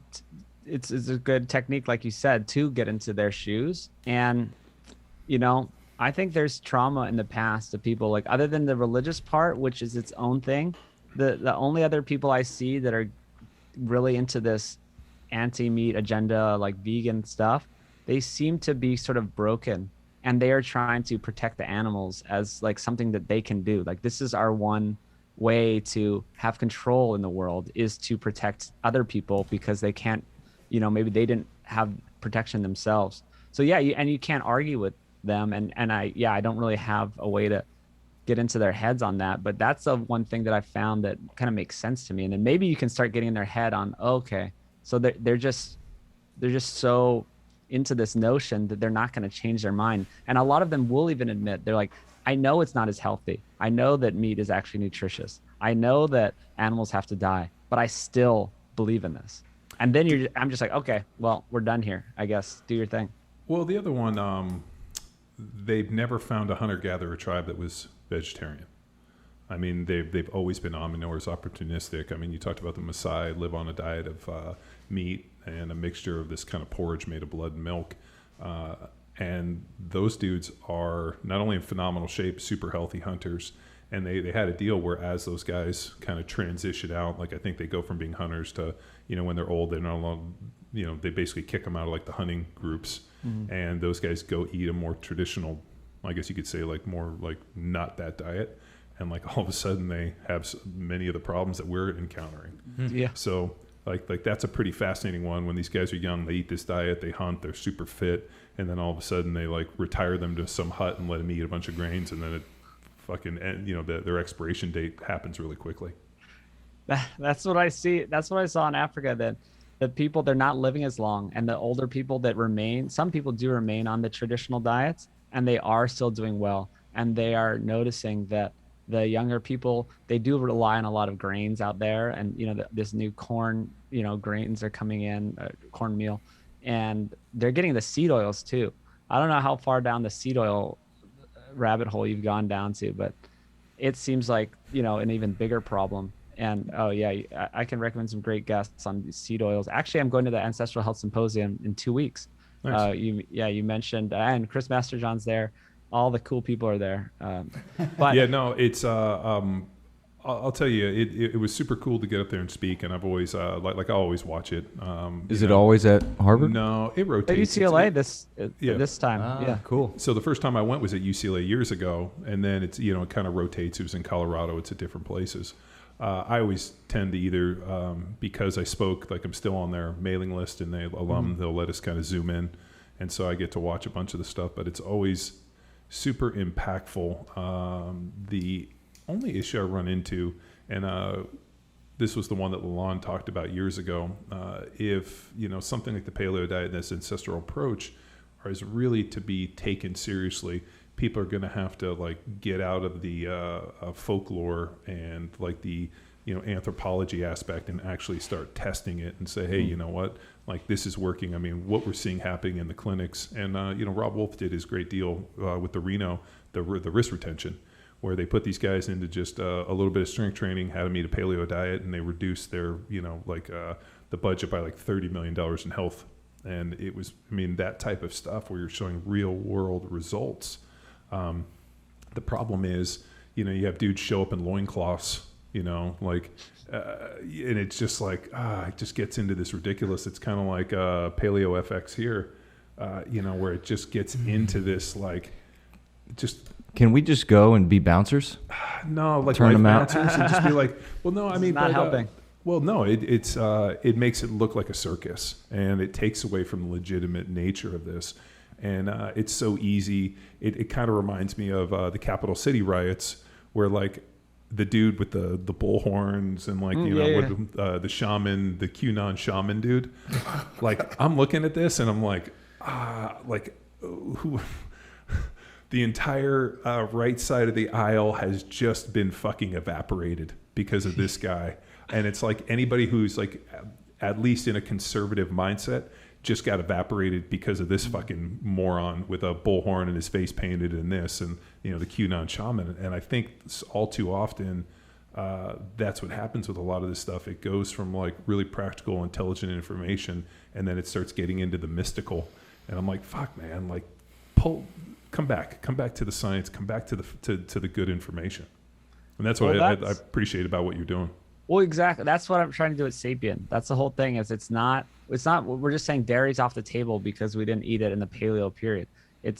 Let's look at how people have eaten it in a healthy way, and it's raw dairy, or let's use goat milk that has different proteins than cow milk, and there's a thoughtful way to do it. Or let's ferment it and we make cheeses, and it gets the lactose out, and then people can handle it. And there's so much more context to it. So for one, yes, we can't be stuck in a dogmatic view of diets like paleo. And two is we need to do the new science. And that's another part of my future too, that I want to do. And I encourage anyone to reach out to me. I'm trying to network with all the doctors and scientists and all these people to let's do it together. Rob too. Too bad he moved away from. He was in South Austin area. Yeah. Well, no, he was in he was in New Braunfels. Braunfels. Yeah, I mean that's not South Austin. South of Austin.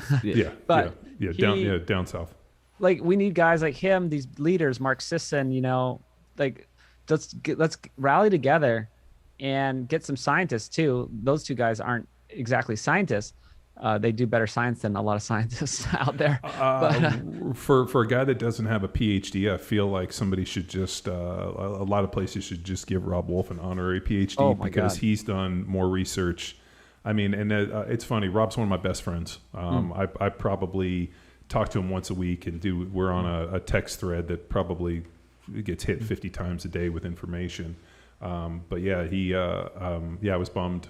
So Doc Parsley, who's SEAL Doc, he's big with sleep. Also been on. Oh, okay. Yeah. So Doc Parsley podcast. He was just at my spot two weeks ago. Yeah. So Doc comes and trains with us most mornings, and Doc's been a friend of ours for years. I need to get in this cool kids club over here. Well, dude, come work out. Yeah, come on. We're happy to have you. So I have a bunch of acreage off of Hamilton Pool, and I have a gym. Power athlete that I built, and then this is our office. So you're always welcome to come train with us. But this is kind of interesting, and like it's funny, man. No matter how good the information is, if people aren't receptive, it's just fucking falls on deaf ears. Like the amount of people that I've pointed to just some of Michael Rose, like the Michael Rose one on his fruit flies.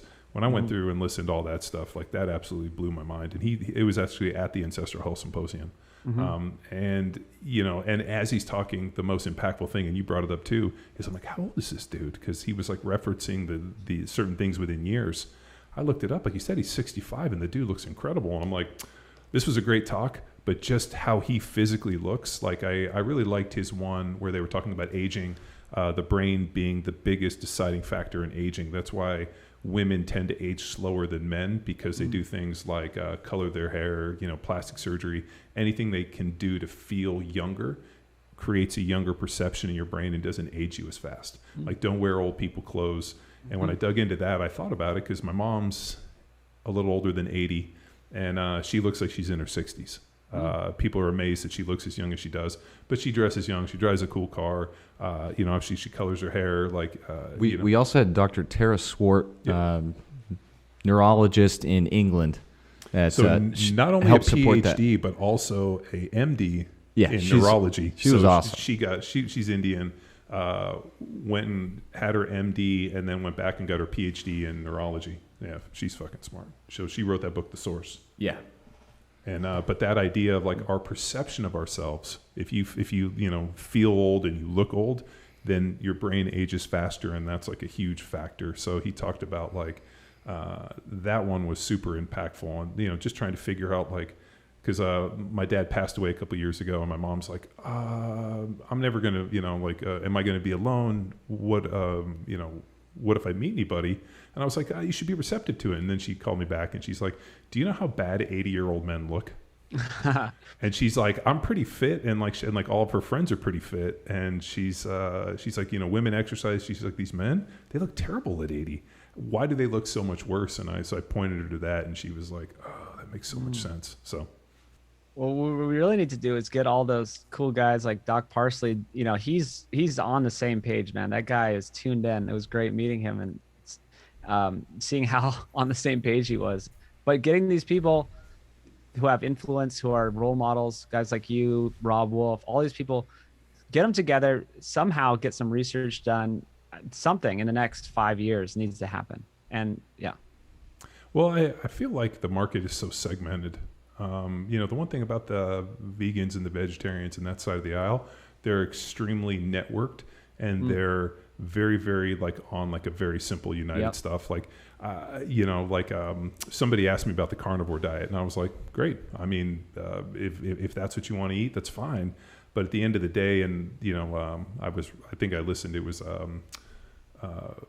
Jordan Peterson's daughter.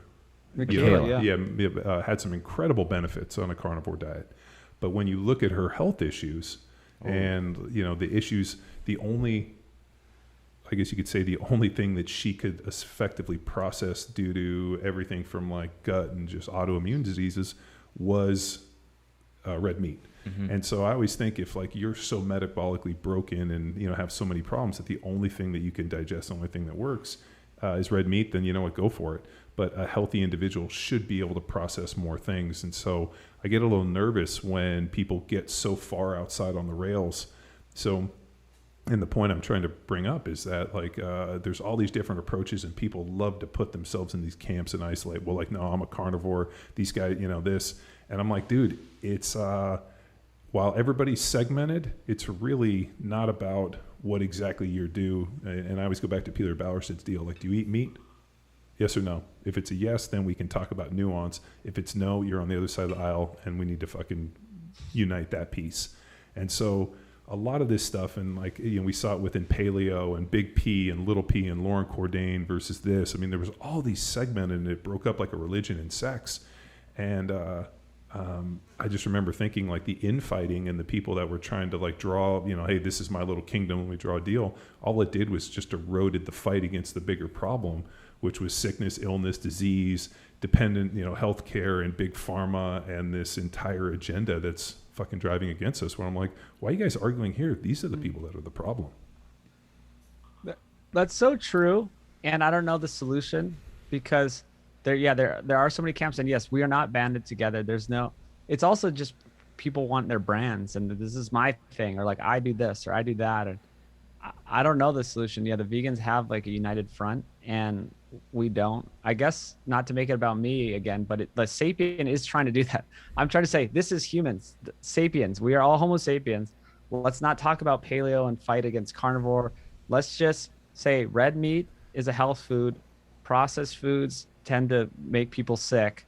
If we can agree on that, then we can have a united front, and I don't know, make some change. Should Dude, we? You're in my camp, dude. That's the first question I ask people. Do you eat meat? Do you eat red meat? Like, okay, now we can have a nuanced conversation. But if the answer is no, then like even on the consults and some of the things that I've done when I work with people, it's the first question I ask them: Do you eat meat? No. Then I'm not the best guy for you. Could I skin this thing? But the amount of pea protein, because it's obviously a much less nutrient dense form of protein. I mean, they're still vegan bodybuilders, but if you look, they're consuming like 600 and 800 grams of protein from different, protein shakes and other ways. So they're still eating a high protein diet, but what they're doing in 600 or 800, if you look at the nutrient density, is fucking what you could do in just a few hundred grams of something that was animal based. So like, I get into these, nuanced discussions with people, and it's really the first question I ask them. And then once we go there, we can progress. But that's like let me open the door and let you in. Now we're all on the same side. If you want to eat a carnivore diet because you're metabolically broken, dude, I'm all for it. But I would like to do some things to try to increase your gut health. But if that's all you can process, then go for it. Can we start attacking and creating sects within the vegans? Well, got the fruitarians, got the vegetarians. But you got to remember, they have this moral high ground where it's like, well, we all don't eat animals, so then we're better than these people. Well, then there's the pet owners, John, that are caging up their animals during the day. Yeah, that's not vegan, bro. Well, I don't know. I'm just saying we can create something. We could just get this whole other side of the market to be like, do you eat animal-based proteins? All right, cool. Now we're all friends, and we need to just go and have a united front. But it's so crazy to me, and it's who are the wacky Australians, the 40 bananas a day people? I thought it was 30 bananas. Was it 30 bananas? Okay, well maybe they upped it, maybe they lowered it, but like the insanity in those people, you're like, this is insane. So, banana lobby. Yeah, the banana lobby. So, dude, Freely what's next? Banana girl or something. You heard about that lady? Freely the banana lady? Yeah, these people are insane. So what's next? I mean, obviously, you got the movie that you're trying to wrap up, and then, do some crowdsourcing funding and get it pushed out. Hopefully it hits on Netflix, and then we can have actually a pro-meat movie to fight against the fucking Game Changers nonsense. So, and then what's the next piece of this thing? I don't know. I haven't thought that far. I'm just trying to get the film out. I think the next stuff probably is Sapien stuff, trying to get people united. I think that is actually what's next is try to unite the front, get all the great people we mentioned together, and just do something. I think I think we're almost splitting into two different societies, especially with all the other stuff we're talking about, all this politics and different COVID stuff going on. I have a group of people here in Austin that are amazing. Everyone's on the same page. Everyone's smart. Everyone's healthy. Everyone is just tuned in, and they're all on the same page. If you catch my drift. Yeah. And we just almost need to start our own world. I have a new appreciation for the Amish. This is what's next. I have this new appreciation for the Amish. I'm like, hey, these guys are doing their thing. No one bothers them. They're out there living their best life, just eating, natural foods and like not obsessed with technology. What if we had our own? I don't want to start a cult, but it's almost like it's happening. Guys like you guys, all the people we mentioned, we're just going off into our own part of society. I know a lot of guys buying ranches, buying land outside of Austin, around the country even. That's the move. I think we need to just start our own society, but not a cult. Let's not all live on the same land together. It's almost like a network of people off in this just not part of normal society. What do you think? Are you in? Yeah, no. I mean, we already did that 5 years ago. I mean, okay. Yeah, like I lived in Newport Beach, and we packed up stakes and we bought a big piece of property out here. And when this was still the country. I don't know how long you've lived here, but when we came out here 5 years ago, was about 4.5. This was, or actually 5 years ago, where we were here now off the Hamilton Pool was straight up the country. Now they built like 300 homes over my shoulder, and they built a school in our backyard. So it's pretty amazing. Now they're building 800 homes up the road. I mean, just the amount of development in the last 4 or 5 years that I told my wife, I'm like, if I knew that this was going to happen, because none of this was in the planning 4 years ago, 5 years ago when we looked at all like the city planning. If I'd known this was the trajectory, we would have moved just farther out. It's a really interesting thing to see it grow. But I'm with you, man. It's nice to connect with like-minded individuals that are doing cool things to really just further expose the bigger problem, which is because I mean, you think about like what's the different levels of this, right? Like, I mean, obviously, like, is it survival, right? Are we looking to, fix the environment, which we know is broken, and the only way you're going to fix and regenerate the land is something like, grazing animals, ground nesting birds, and this like restoration of the land, like you talked about, like the plants pull out the nutrients, the animals when they eat the grass and they poop, and all of a sudden all that natural fertilizer that happens, and then the birds shit and it gets nitrogen, and this whole process. That we went over with the guys at Rome Ranch, this whole process of how to, and also Bobby from the Savory Institute. Bobby Gill, yeah. Yeah, idea I'm of going with Bobby tomorrow morning. Dude, tell him we said hello. Yeah, he's a friend of ours, been on our podcast, been here. He's supposed to still bring us a buffalo. I'm still waiting. This whole process of regenerating the land. So, I mean, there's intelligent agriculture and this idea of like fixing the environment, which is fine. But there's like this bigger fire that's burning right now, which is this idea or this like sickness and illness and, people's dependence on pharmaceuticals and this entire like pharmacology it's created to fix problems that just are, we're doing to ourselves by lack of activity, obesity, and just a sedentary lifestyle. I mean, look at the mental illness associated with COVID. I bet you when we get to the end of this thing, they're going to look at the amount of deaths and the amount of suicides as a result of these lockdowns and what's happened is going to far outeclipse those. Oh, so like that's that's a more immediate thing. So it's like, are we trying to fix and save the world? That's one. Are we trying to fix our land? Are we trying to fix ourselves to like help ourselves? Or are we looking at a national security threat where all the drugs that we're dependent on aren't produced in the United States, and if those get cut off, what happens to us? So, I mean, like, there are so many layers to this thing. And to quote Rob Wolf, it's a lot to unpack. But, the amount of layers, and you just keep seeing the layers and the layers and the layers, and you think, and I'm sure you're going to, much like yourself as an intelligent dude, you look and you're like, fuck, man, this is a massive problem that's going to take millions of people to solve. Like, where do you start? And then you do what we did, where you basically move out of Southern California, come by a ranch, and you start living the life that you want to lead in such a way, and you become like, be the change you want to see in the world. And it starts with individuals like you're talking about who have effectively taken upon themselves to be the change.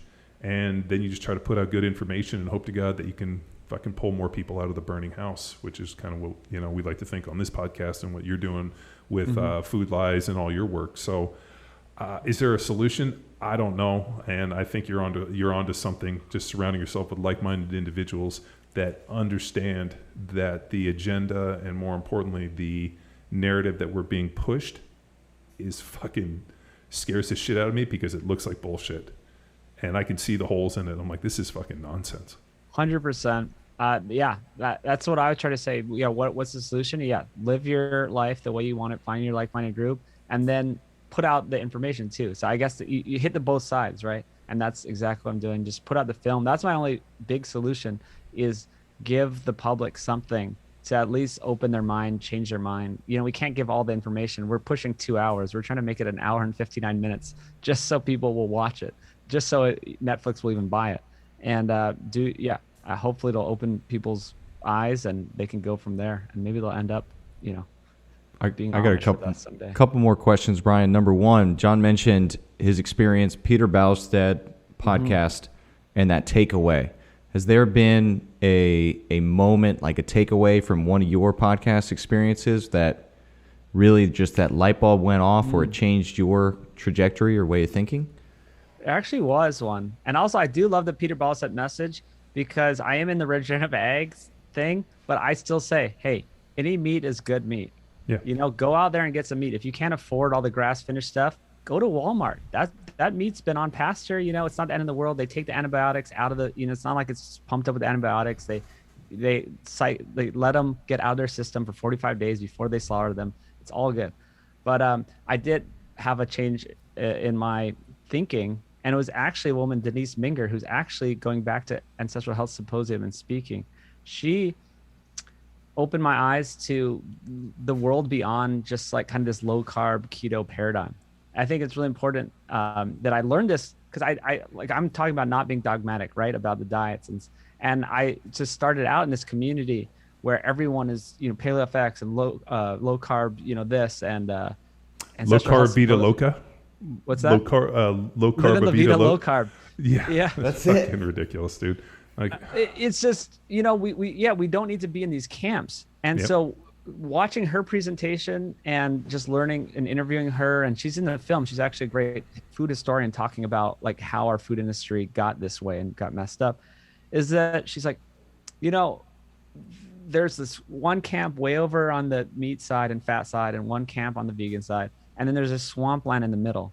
But really, there's a lot of similarities on both sides. And there's actually, I just learned more about the science of like how it can work. Like, you can eat a decent diet that's based on starches and fruit and meat and organs maybe. And you could develop a nutrient dense diet that actually doesn't use much fat. And that, I think that's the diet that we were forced to do a lot, right, throughout history. Or now that there's not as big fatty animals, there's a lot of tribes around the world eating leaner meats. Like, they only have access to smaller animals with leaner meats. They're eating tubers and fruits, and they're doing fine.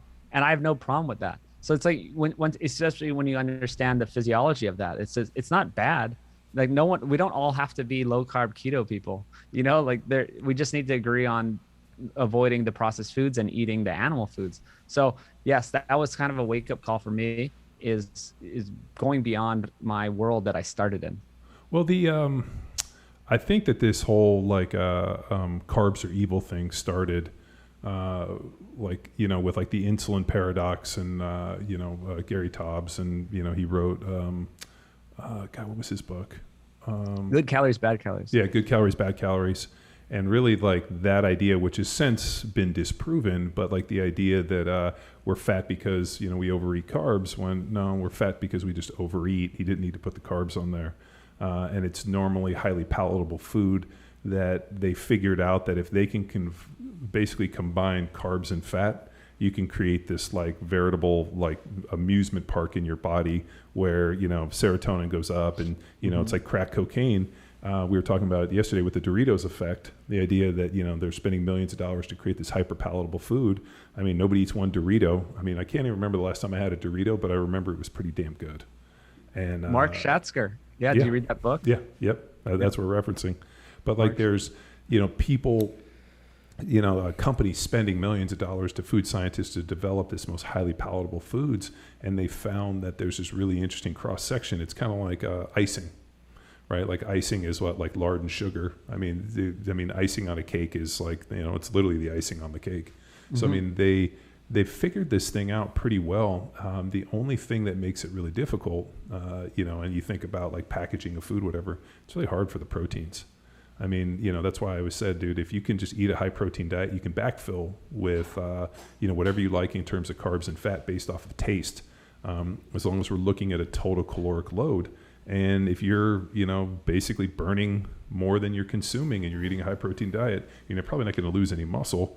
So it's a really fascinating thing where I think everybody just vilified the carbs, and it was easier to point their finger at the carb than it was to be like, we just eat too much fucking food. We just overeat. And as a country, our obesity epidemic isn't because of some evil carbohydrate that's going to break into your house and steal your wallet and, fucking have sex with your wife. Big carbs after us. Yeah, big carb. It's really just too much food in people's perception. I mean, you've been in the food biz. Rob and I had a food business years ago, and I remember when we went through and we were having to create the labeling for the USDA, for like what's in there. You can be off by up to 20%. So plus or minus 20% on everything. So like the idea of like, okay, hey, I'm going to track my food based off of what's on. You got to have like a 20% plus or minus margin of error.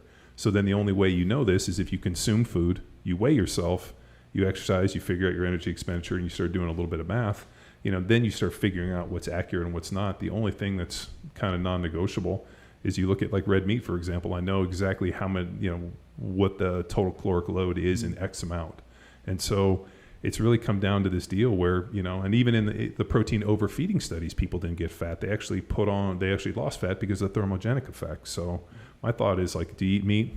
And then however you want to backfill and however you want to skin it. And I think what we got into is people were so big in these camps, like low carb, keto and this. And I'm like, man, they need to unite these guys. It's just like protein eaters. And however you want to get there, it's based upon you and what you want to do. Casting stones at everybody else. They should be casting stones at just consuming too much fucking food. It's a great point. And yeah, that's why most camps are either on the low carb side or the high carb side.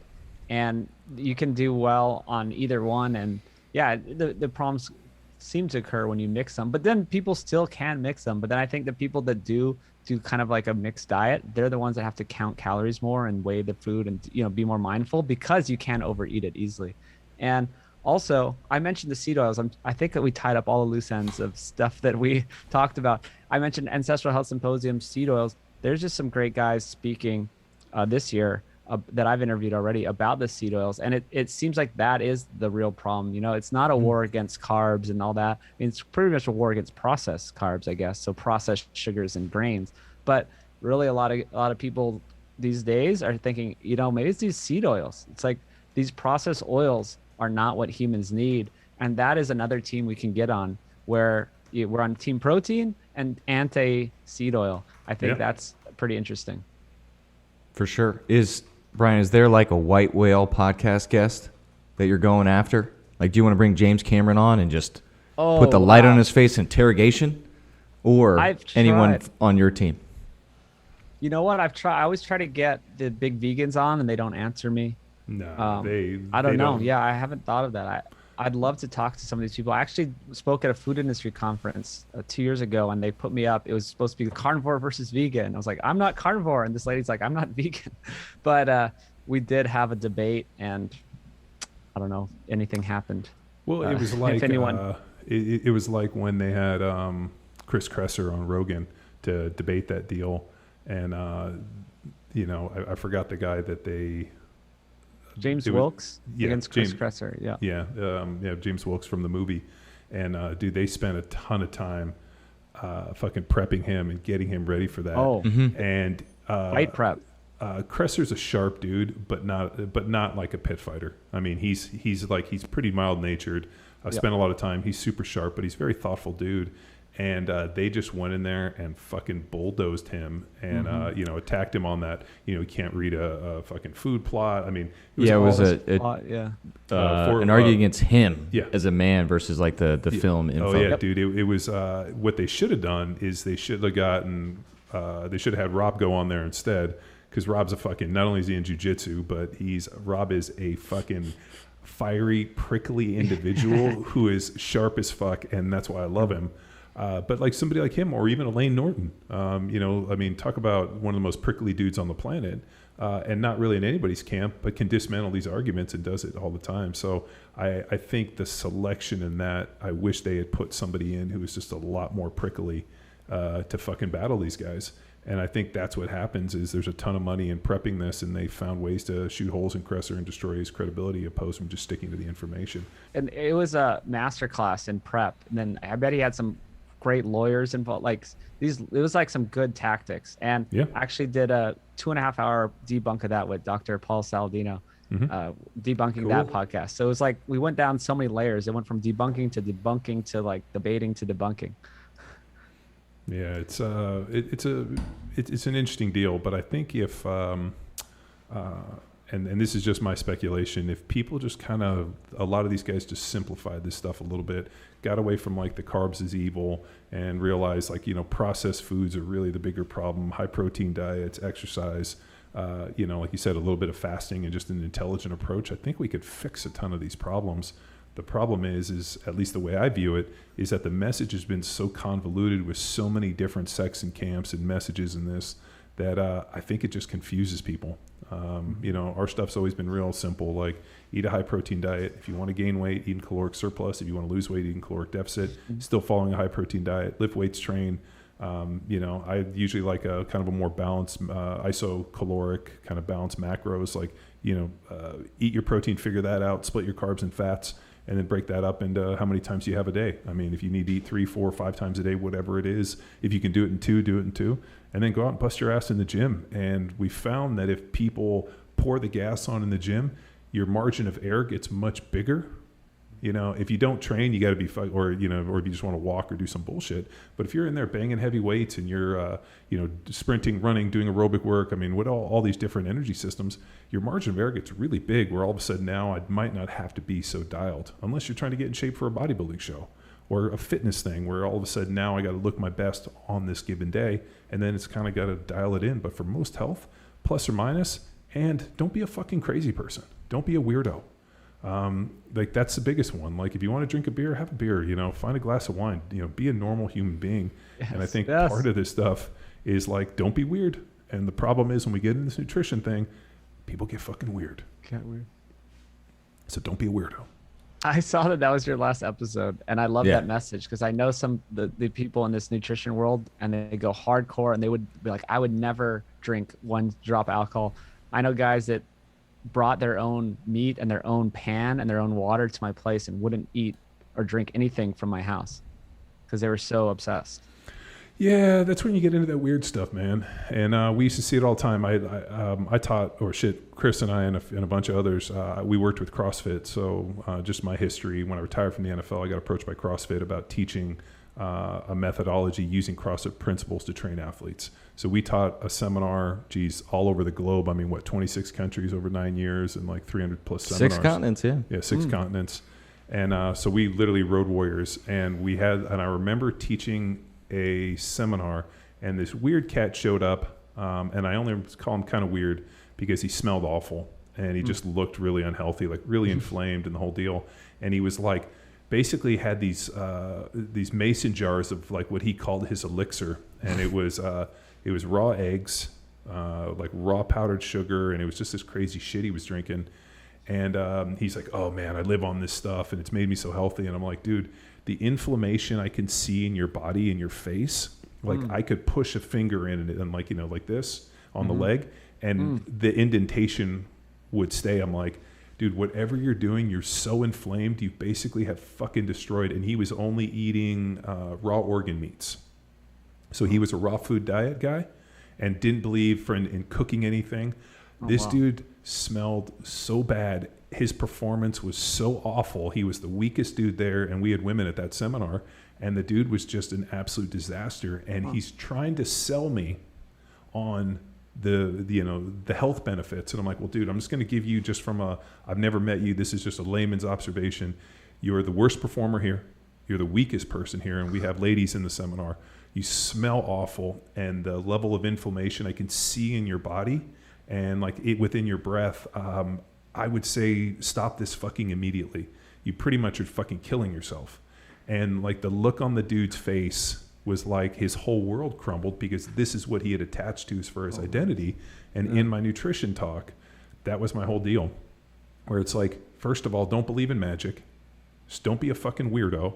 And like, these are the principles you follow.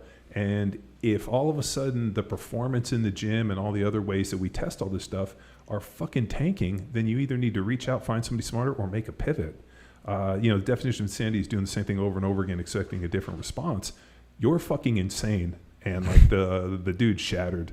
And after giving these nutrition talks hundreds of times to thousands of people, like to be able to cut through the bullshit, but like it's really where I coined that, like, don't be weird. And more importantly, like, this stuff isn't magic. This is just like the law of thermodynamics. Like this, there's no fucking wizardry in this, and you need to take off your Harry Potter hat. So, and I'm sure you've run into people that are like, if I can think you're like a 9th level wizard, and you're like, dude, this isn't wizardry, bro. This is just so food. Easy.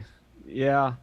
It's just like team logic, common sense, basic ancestral health. That's what we're talking about. Yeah. Well, I got one more question for you. I'm on nosetotale.org building a little cart here. So we got some bison steaks and ground beef with organs ground in. What on earth is biltong? Oh yeah, that's a South African version of beef jerky, basically. And glad you got the primal ground beef with the organs. That's the best way to get the organs in. Like, I'm not trying to eat all the raw organs or do whatever that guy was doing. I just get them into ground beef and cook up a burger patty, and I'm good. Chris, what's the maximal load that you can consume of liver before you start having you're destroying your Krebs cycle? Well, I'll tell you how to get into ketosis without eating keto. Just overload on liver and overdose on vitamin. What is it? Vitamin A. Yeah, the fat soluble right to vitamins. ketosis. So Chris got on. I think the recommendation was like 1 to 3 ounces a week of liver. Yep. So what I do is I put it in the freezer, and then I cut it up into little chunks, and I eat it frozen. And I'll do like maybe once a week, every other week. Eat like 1 to 3 ounces. Chris thought like 1 to 3 ounces a day. Every day. It's not thought. It's like $4, or it's like $1 a freaking meal. Yeah. So Chris was eating liver 4 meals a week. 4 meals a week. Oh man. And then when we got our blood work done, and the doctor's basically sent him this graph, and it's like, your Krebs cycle is broken. You're basically hotlining this. And she's like, you're in like severe ketosis. And he's like, I'm drinking like a 12-pack of beer a week. And like eating carbs in this, and she's like, you're in nutritional ketosis, and on top of it, like your vitamin A was like through the roof, which was basically blocking and creating all these other issues. She's like, what are you doing? He's like, I've been eating a lot of liver. Eating real healthy, doc. Organs. Yeah, organs. I like hearts. The guys from Stay Classy, and I don't know if you get them too, but they'll send me an entire buffalo heart. And I'll slice them up, and I cook them in the crock pot for probably about 36 hours. I'll throw them in there with salt and like green salsa, and I just put them in the crock pot at low. And then once it's done, I let it warm in there for about another day. And then we cut it up into beef heart tacos, and it's unbelievable. So that and like tongue sandwiches is what we used to eat as kids. My mom would get like a big cow tongue, boil it, cut it up, and then we'd have that with like on little pieces of bread with mustard. And so it's pretty interesting that like, for the most part, people have eaten this stuff, but now all of a sudden it's like a big fucking problem. It is.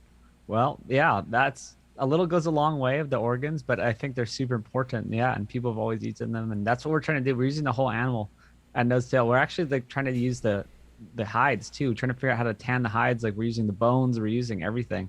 So, yeah, with the biltong though, that's the South African jerky. So instead of jerky, it's like they dehydrate it quickly at a high temperature.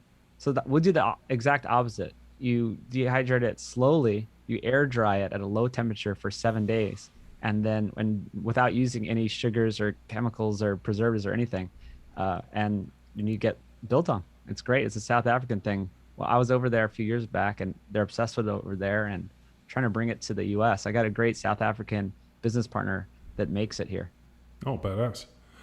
Do you, one of my favorites here in Austin, and I'm sure you found some spots, but that do the barbacoa, where they basically boil the cow's head, and then it's the meat off of the face. So if you go down to Radio, they have a food truck there that does it. And dude, it is unbelievable. Like, I love cow face. That's like, and dude, but you only find that in like legit Mexican spots. You gotta get the beef cheeks. Oh, that stuff is delicious. Isn't that the best? Like it's not just the cheeks. I mean, it's like the whole face. Everything. Yeah. And dude, I'm like, throw a little eyeball in there too. I'll take one of those too. Just mix it all up. So, well, dude, if people want to get a hold of you, or if they want to get more information, or if they want to get into Nose to Tail, how do they find you? Where do they support you? I mean, obviously we talked about Food Lies on Instagram. Yeah, I mean, sapien.org has links to Nose to Tail and the Food Lies film and all that. But yeah, I'm just on Food Lies on any social media platform. I'm trying to get that out there every day, get some, useful content out there. So yeah, just find me at Food Lies, just any social media. Cool. And your podcast is the Sapien Podcast? Peak Human. I do have a Sapien podcast, a side thing with Dr. Gary, but my main one is Peak Human. And find me there as well. Awesome. Well, thank you so much for tuning in to another episode of Power Athlete Radio. I'm John, and this is Tex, and we're out. Bye.